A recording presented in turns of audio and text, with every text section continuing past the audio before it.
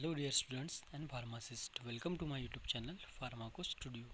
मैं आज आ गया हूँ अपनी नई वीडियो लेकर आपकी सेवा में तत्पर, जिसमें हमें फार्माकोग्नोसी के chapter number 2 classification of drugs को डिस्कस करना है, जिसका ये पार्ट 1 होगा। इस वीडियो में हमें क्या क्या डिस्कस करना है: alphabetical classification, morphological classification, chemical classification with its merit and demerits, मतलब उसके एडवांटेजेस और डिसएडवांटेजेस के साथ में। अब क्लासिफिकेशन ऑफ क्रू ड्रग ये क्यों किया जाता है?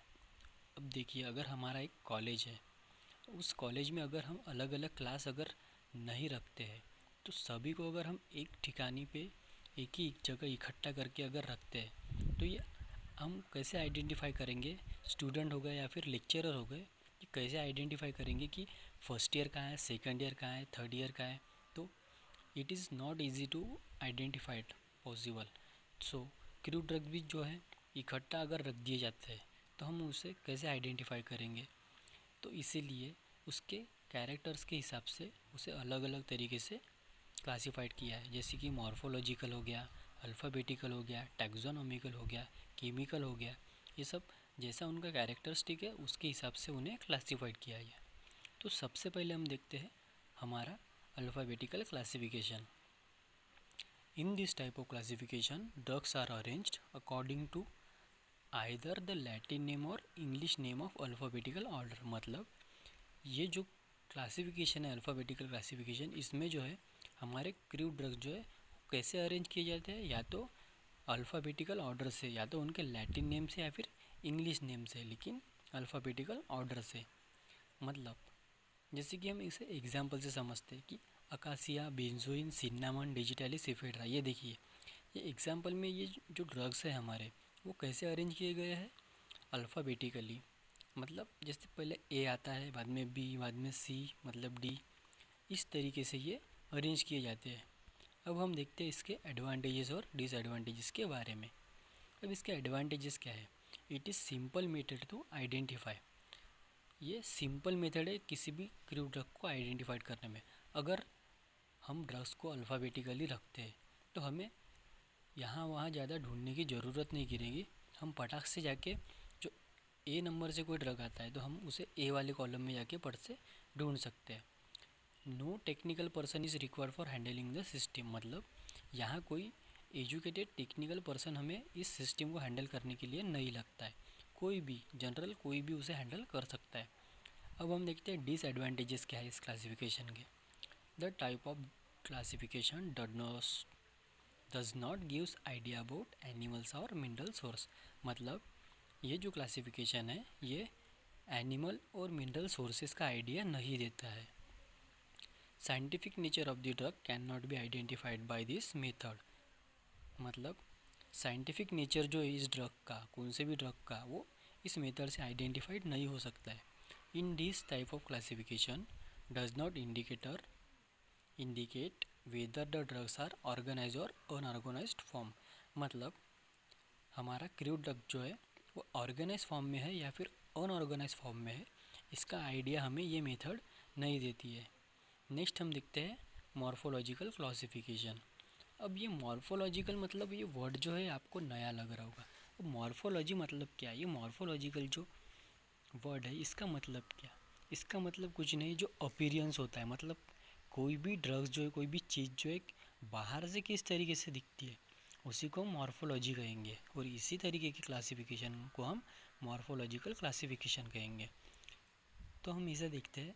In this type of classification the crude drugs are divided classified as per their appearance और मॉर्फोलॉजी। मतलब कि वो ड्रग बाहर से हमें कैसे दिखता है, उसका अपीयरेंस कैसा है, तो उसी के हिसाब से ये क्रू ड्रग जो यहाँ पे क्लासिफाइड किया गया है।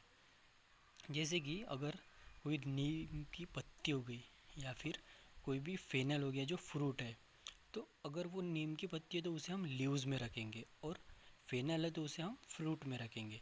इसी तरीके से वो बाहर से कैसे अपीयर करता है, उस तरीके से ड्रग को क्लासिफाइड किया जाता है। Either in the form of organised drug और ऑर्गेनाइज्ड अनऑर्गेनाइज्ड ड्रग। सॉरी, यहाँ मिस्टेक हुआ है, लेकिन यह है either in the form of organised drug और अनऑर्गेनाइज्ड ड्रग। मतलब या तो वो ऑर्गेनाइज फॉर्म में होगा या फिर अनऑर्गेनाइज फॉर्म में होगा। अब ये ऑर्गेनाइज ड्रग और अनऑर्गेनाइज ड्रग क्या होता है ये हम देखते हैं। This may be of plant origin, मतलब हमारे ऑर्गेनाइज ड्रग जो होते हैं वो क्या होते हैं, या तो वो प्लांट या फिर एनिमल ओरिजिन से होते हैं। अब इसे हम कंपेरेटिवली स्टडी से देखते हैं कि ऑर्गेनाइज और अनऑर्गेनाइज ड्रग क्या होता है, आपको ईजी वे से समझ में आ जाएगा। अगर किसी भी चीज़ की हम कंपेरेटिव स्टडी करते हैं तो हमें जल्दी से जल्दी अंडरस्टैंड होता है, ये आपको ध्यान में रखना चाहिए और इसी को आप जो है अप्लाई करना चाहिए अपना स्टडी करते समय। अब ऑर्गेनाइज क्या होता है और अनऑर्गेनाइज क्या होता है।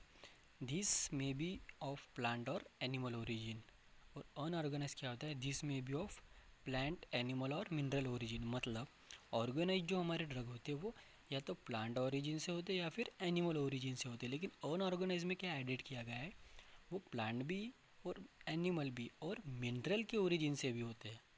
मतलब उनका सोर्स जो है यहाँ मिनरल एक्स्ट्रा आ गया है। सेकंड पॉइंट जो हमारा, दीज हैव सेलुलर स्ट्रक्चर, मतलब हमारे ऑर्गेनाइज ड्रग को जो है क्या है, सेलुलर स्ट्रक्चर होता है। और अनऑर्गेनाइज ड्रग में क्या होता है, does not have cellular structure, मतलब वहाँ सेलुलर स्ट्रक्चर नहीं होता है। These are the, third point में हम देखते हैं, these are the direct part of the plant, मतलब ये डायरेक्ट पार्ट होते हैं किसी भी प्लांट के। अनऑर्गेनाइज ड्रग में हम देखते हैं, these are the product of the plant, मतलब ये जो है किसी भी प्लांट का प्रोडक्ट होते हैं। फोर्थ नंबर पे, morphological characteristic is use to identify the drug, मतलब हम जो है इसका मॉर्फोलॉजिकल कैरेक्टरिस्टिक देखते हैं इसको आइडेंटिफाइड करने के लिए। Organoleptic characteristic is use to identify the drug, मतलब हम अनऑर्गेनाइज ड्रग में ऑर्गेनोलेप्टिक कैरेक्टरिस्टिक को देखते हैं कि ये ड्रग को कैसे आइडेंटिफाइड किया जाता है।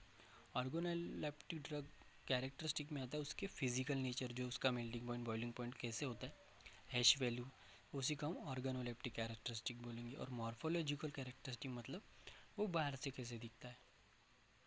एग्जाम्पल, अब एग्जाम्पल से आप समझिए कि ऑर्गेनाइज ड्रग और अनऑर्गेनाइज ड्रग क्या होता है।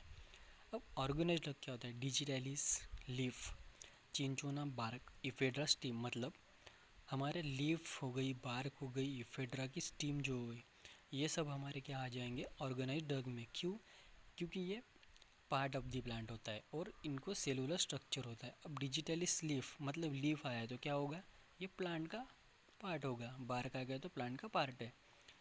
अब अनऑर्गेनाइज ड्रग के एग्जांपल देखते हैं, अगार, जिलेटिन, सॉरी यहाँ बनी हुआ है वो हनी है, अगार, जिलेटिन, हनी, मतलब हनी जो है, अब हनी क्या है, डायरेक्ट पार्ट तो नहीं है, किसी भी अगार जो है ये प्लांट का पार्ट तो नहीं है, लेकिन ये क्या है, प्रोडक्ट है। मतलब जिलेटिन जो है ये क्या है, प्रोडक्ट है, इसीलिए ये क्या है, अनऑर्गेनाइज्ड, और इनका कोई सेलुलर स्ट्रक्चर नहीं होता। हनी का भी कोई सेलुलर स्ट्रक्चर नहीं होता, अगार का भी नहीं होता है, और ये क्या है, product of the plant. Next हम देखते हैं एग्जाम्पल्स। अब एग्जाम्पल क्या है, पार्ट ऑफ द प्लांट और ड्रग्स, मतलब वुड्स।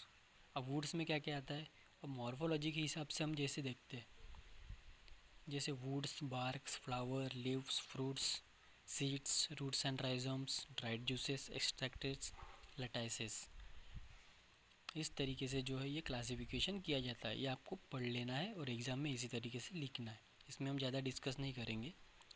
नेक्स्ट हम देखते हैं advantages and disadvantages. This type of classification is more convenient for practical purpose, मतलब ये जो क्लासिफिकेशन है प्रैक्टिकल पर्पस के हिसाब से मोर सूटेबल और कन्वीनियंट है।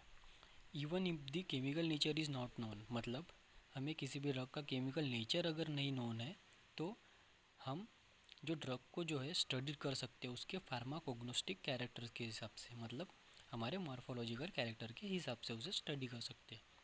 This type of classification is very useful in identifying the adulterant used, मतलब ये जो हमारा क्लासिफिकेशन है मॉर्फोलॉजिकल क्लासिफिकेशन, ये किसी भी अडल्ट्रेंट को आइडेंटिफाइड करने में। अब अडल्ट्रेंट क्या होता है, अडल्ट्रेंट मतलब अडल्ट्रेशन मतलब क्या होता है, सबसे पहले वो जानिए। अडल्ट्रेशन मतलब होता है मिलावट, और हमें अगर मिलावट करनी है तो सबसे पहले अडल्ट्रेंट मतलब कोई भी मिलावटी जो चीज़ होती है हम उसमें डालते हैं, तो उसी को हम अडल्ट्रेंट कहते हैं। जैसे कि हमारी क्लो हो गई, क्लो में क्या होता है, जो लकड़ी के टुकड़े होते हैं क्लो बर्ड, तो वो हमारा क्लो बर्ड क्या हो गया, अडल्ट्रेंट हो गया।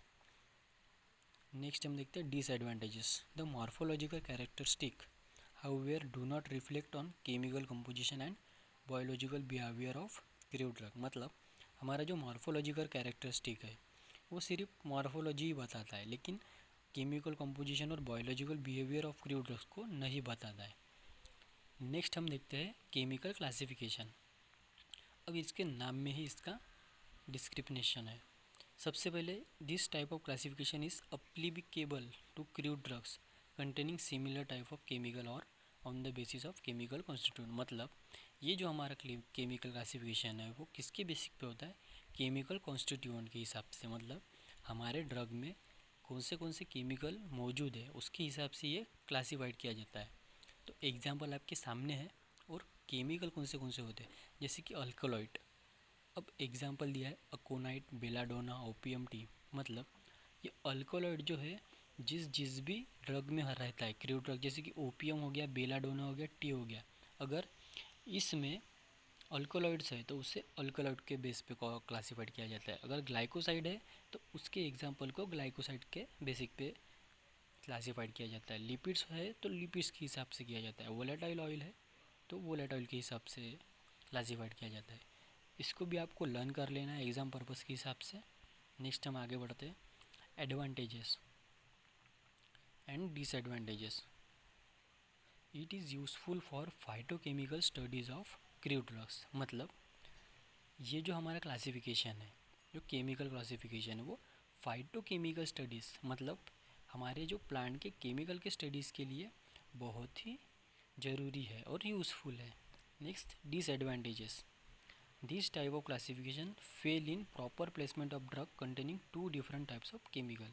मतलब ये जो क्लासिफिकेशन है ये फेल हो चुका है, क्योंकि ये क्या करता है, two different type of chemical constituent को एक ही कैटेगरी में रखता है। जैसे कि हम इसे एक एग्जांपल से समझते हैं, जैसे कि certain example are found to contain alkaloids and glycosides. जैसे कि चिंचोना जो है इसमें अल्कोलॉइड भी प्रेजेंट होते हैं और ग्लाइकोसाइड भी प्रेजेंट होते हैं, तो ये एक ही कौन से कैटेगरी में नहीं आ सकता है, तो ये दोनों कैटेगरी में आता है। इसीलिए चिंचोना जो है वो दोनों कैटेगरी में आने की वजह से इस क्लासिफिकेशन में फिट नहीं बैठता है। अब fixed oil and volatile oil, जैसे कि फिक्स्ड ऑयल और वोलेटाइल ऑयल है तो नटमेग में ये दोनों मौजूद होते हैं, तो इसीलिए ये भी फेल हो चुका है। नेक्स्ट हम देखते हैं, thank you for watching my YouTube channel and please subscribe my YouTube channel.